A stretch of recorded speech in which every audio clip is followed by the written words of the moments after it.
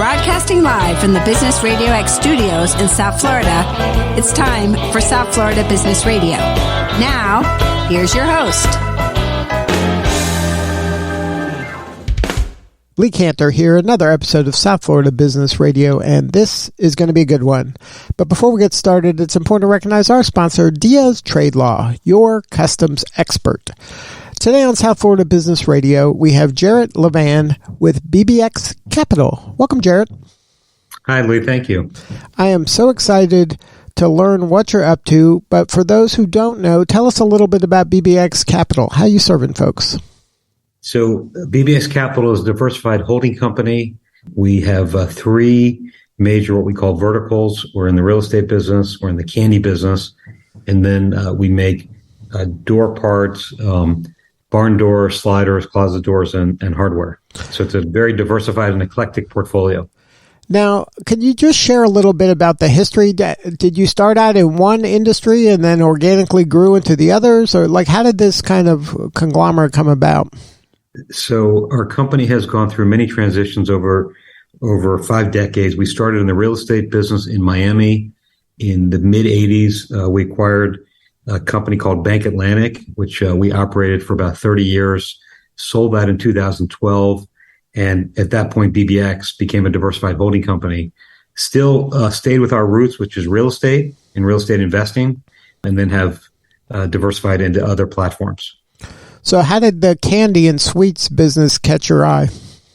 So actually, interestingly enough, Hoffman's Chocolates, which is headquartered in Green Acres in Palm Beach County, was a customer of ours at Bank Atlantic. And as CEO of Bank Atlantic, I used to visit our customers regularly. And just coincidentally, I would make Hoffman's every time I went to Palm Beach County, I would put that on the tour. And we sold Bank Atlantic and decided to develop a diversified platform. I've always had a sweet tooth. I was in the candy business in 6th grade and decided to reach out to the owners of Hoffman's and see if they would sell to us. And they did. And that was our first acquisition 10 years ago this year.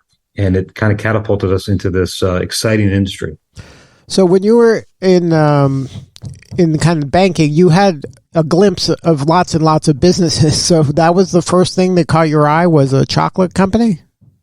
Well, first of all, I'm a chocoholic. So yes, I'm very passionate about my chocolate. But what I loved about Hoffman's on a much smaller scale was that they were rooted in the local community, which is no different than Bank Atlantic. We were rooted in the South Florida community. Hoffman's was as well.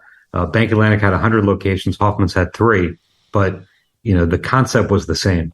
And I tell people that the candy industry is very, very similar to the banking industry.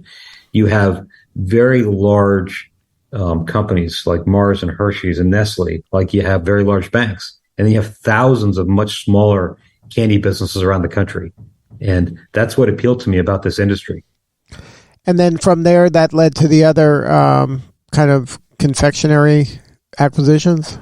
Yes, we had, after Hoffman's, we made 2 more acquisitions in Florida, including the company that makes the legendary coconut patties that you see in the airports and the hotels and other shops around Florida and other tourist destinations. And then we acquired 5 years ago, It's Sugar, which is the largest of the specialty candy retailers in North America. And that business has really catapulted BBX Sweet Holdings. Now that's a franchise, right? No, it's not a franchise. It's not. It's Sugar owns, and as a result, BBX owns and operates 100 store locations. And we just opened our first one in Canada about 6 weeks ago. Wow, I didn't realize that, because I know I've seen them around the country, and I just assumed it was a franchise. So those are all owner operated?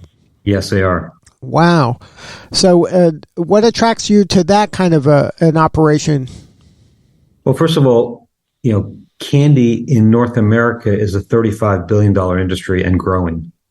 It's not recession proof. Nothing is, but I'd like to say it's recession resistant. We all like our candy. Many of us have a sweet tooth, but It's Sugar specifically has partnered with a lot of the large brands. And, we opened the first Sour Patch Kids cafe. We just opened the first ever Oreo cafe. We have relationships with all of the large brands, and our our footprint, you can buy the same candy maybe at Target or at a I was going to say a Five and Dime, but those don't exist anymore. But you can buy them at a grocery store or a drugstore. But we provide the entertainment aspect, and we provide licensed apparel and accessories, and just a different experience shopping at an insurer, which makes it fun and exciting. Yeah, and it's very social media friendly. I mean, your marketing is kind of built into the store. It is, and we're opening larger stores. We opened a 24,000 square foot store in New Jersey near the Meadowlands. We opened a 15,000 square foot store on Michigan Avenue. We're opening a big store in Miami next year. We've got a big store in Times Square that just opened 2 months ago. So, we have larger footprint, which allows us to offer not only more candy, more nostalgic candy, more fan favorites, but also, as I mentioned, we can also we have room to sell the licensed merchandise from some of the big candy brands. Now, are you telling them to make kind of the large, super large packaged goods there, or they always had them and it was just difficult for the consumer to get? They always had them. We also have some exclusive items, which we call the Giants, which are cereal sized boxes and larger. And we do some fun things with the brands. For instance, a lot of people like the Pink Starburst. You cannot buy Pink Starburst in the store, but you can buy, an exclusive Pink Starburst collection at Ed Sugar. That's just one example. But, we work with the brands to create fun and exclusive content that you might not be able to buy elsewhere. Now, when you were kind of falling into this diversified investment strategy of yours, was it something that after a while you're like, hey, we maybe should have done this sooner? Like, was that something you were like, this is really working out well because now, we're not as dependent on one aspect of the economy. If something gets hit, there's always some, kind of a hedge in there. So let me answer that, Lee, in two ways. One, I don't look back. I think there's always a time and place. And the banking business was really good for 30 years. And what I enjoy about the diversified holding company is that we get to, no day is the same. Every day I'm involved in different aspects of the different businesses. But the most important thing is that we have best practices across the companies, across industries. We have shared experiences, shared resources. We collaborate. And that's the benefit that a BBX Capital has as a diversified holding company, having different businesses, lots of different leaders throughout the organization, different geographies, and different experience. And that's the beauty of our diversified holding company. Now, how do you kind of create a BBX culture that maybe permeates all of the brands that you serve? So we launched about 3 years ago an internal concept called One BBX, working together as the power of one. And we have councils across the organizations. We have, starting with the CEO council, we get I lead a council of myself and 5 other of our CEOs. We have a marketing council, a real estate council, a finance council, a community impact council, culture committee. So we encourage and tap people to join these councils to represent each of the companies. That they become ambassadors for One BBX, and they become ambassadors for the culture across and around the organization. Now that you're in multiple markets, are you able to kind of live into that philosophy of supporting the community? I know how much you support the South Florida community, but does that kind of trickle into the other markets you serve with your brands in different parts of the country?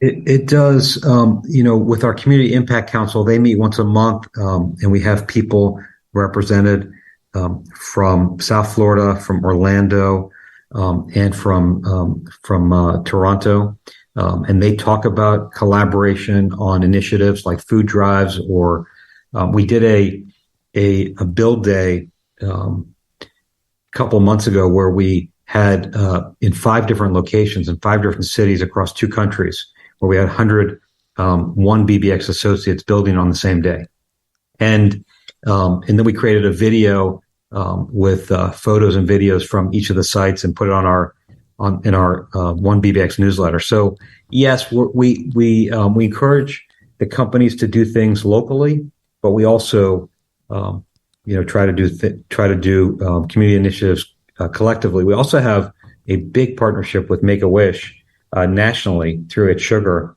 and which is across all of our stores, and we're in 28 states and 2 countries at It's Sugar, and we've written a check as much as $700,000 to Make-A-Wish.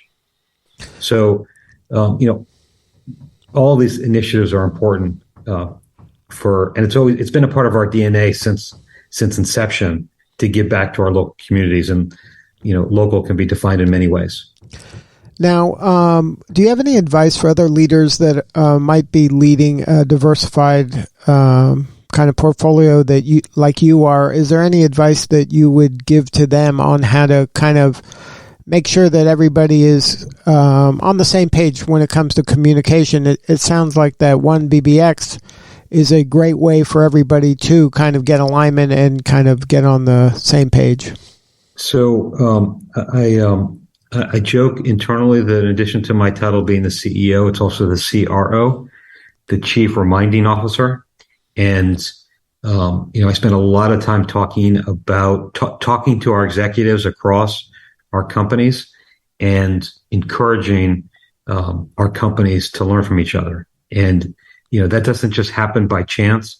You have to create the platforms and the councils and the communication for that to occur. And so I would encourage anybody that's involved in or runs a diversified holding company to set up the platforms for their people to communicate. We have a newsletter I mentioned we send out every month. And in addition to a memo from me, we highlight people and projects and initiatives and new stores and new apartment complexes and awards, across the different companies. So I think the communication is just so critical in not only any company, but especially in a diversified platform. Especially when in one area somebody stumbles upon a great idea, it's so important for that to be disseminated because you never know how somebody in a different industry might be able to leverage similar principles. Actually, if we have time, I'll share a story with you. In the middle of the pandemic, where freight costs from China went through the roof, and one of our companies was struggling with the incredible increase in the cost of bringing containers from China. I had heard of another one of our companies that was paying about 40% less. So I put the two of them together, and it was significant savings that was materialized just from that conversation. Right, where it was it might have been a throwaway line that you heard, but you were able to go, hey, this connection is going to be valuable to somebody else. And exactly. And having that kind of open lines of communication to encourage sharing, and then having somebody that, can connect the dots, I mean, that's where really a lot of impact happens. Exactly. So what do you need more of? How can we help? What do we need more of? We need good weather. We'll work on that. Yeah, we'll work on that. What we need, which is happening, we need talented people, skilled workers in Florida. And especially, we're located on Las Olas. We need, it's actually easier than it used to be. It used to be difficult to recruit people to South Florida. It's gotten easier. Quality of life is just so great here. Having no state income tax really helps, but we continue to need more skilled, qualified labor in South Florida. And then what kind of backgrounds do you need? Do you need finance people? You need real estate experts? What kind of talent are you looking for? Really finance and technology. Finance and technology. And then if somebody wants to learn more, what is the best way of doing that? What's the best way to learn more about BBX Capital and maybe connect with you or somebody on your team? Well, they can go to bbxcapital.com for sure. They can connect with me on LinkedIn. and we're always looking for ideas and opportunities. We're an acquisitive organization, so we do look for good opportunities, whether it's in real estate or in operating companies. So if anybody has an idea, or I love meeting with people to get new ideas. So if someone has an idea, I encourage them to reach out. And then, so are you looking to acquire more candy companies, more real estate? Is the kind of the doors open for that kind of conversation, or are you open to any other businesses that might be doing interesting things? So I'm probably more focused on what we call bolt-on acquisitions of our existing portfolio companies. However, if there's I'd be more focused right now on a company in Florida that might be available. But if there's an opportunity that someone thinks makes sense, we look for good brands. We don't invest in startups. We don't really invest in technology. We're investing in mature brands in good sectors. We will, even if it's not a bolt-on, it's a new sector, we would look at it. Good stuff. Well, Jarett, thank you so much for sharing your story. You're doing important work, and we appreciate you. Thank you, Lee. I appreciate it. All right, this is Lee Cantor. We'll see you all next time on South Florida Business Radio.